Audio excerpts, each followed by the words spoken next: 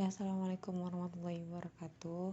Perkenalkan, nama saya Dina Nur Hikmah Nasution.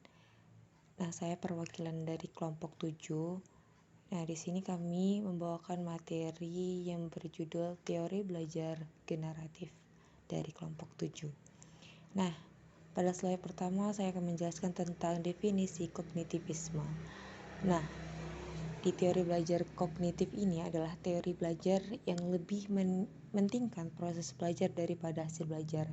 Nah, di kognitivisme ini adalah belajar yang menekankan proses mental dalam memperoleh pengetahuan, termasuk di dalam pemahaman, pengolahan informasi, dan penyimpanan memori. Biasanya teori ini berfokus pada bagaimana individu mengkaitkan pengalaman dengan pengetahuan yang ada, sehingga menghasilkan perubahan dalam perilaku dan keterampilan.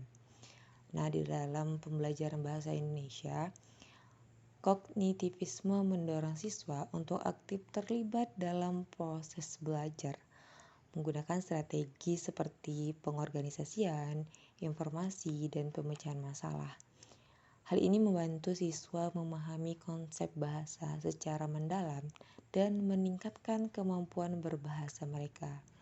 Nah, jadi kognitivisme ini penting dalam proses pembelajaran karena dia mementingkan proses belajar daripada hasil belajar. Tapi menurut si kognitivisme itu ya, teman, dalam kognitivisme ini dia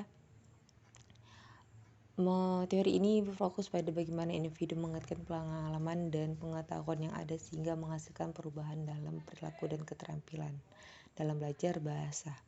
Jadi banyak ya hasil dari definisi kognitivisme dan bisa dikolaborasikan dalam proses mengajar antara pendidik dan seorang siswa, sehingga dalam satu wadah tersebut terjalin komunikasi yang pas untuk menjelaskan materi-materi yang akan disampaikan oleh pendidik terhadap siswa tersebut.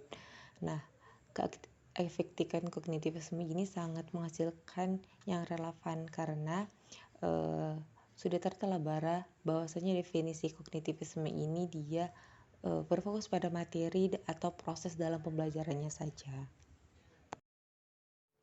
Nah, sampai di slide terakhir yaitu kesimpulan. Nah, di sini kami menyimpulkan bahwasannya teori belajar kognitif ini adalah teori yang belajar yang dimana mementingkan proses belajar daripada hasilnya. Teori ini menyatakan bahwa pada proses belajar, seseorang tidak hanya cenderung pada hubungan antara stimulus dan respon, melainkan juga dengan bagaimana perilaku seorang dalam mencapai tujuan belajar. Nah, itu dia tadi kesimpulan dari materi kami, yaitu materi kognitivisme.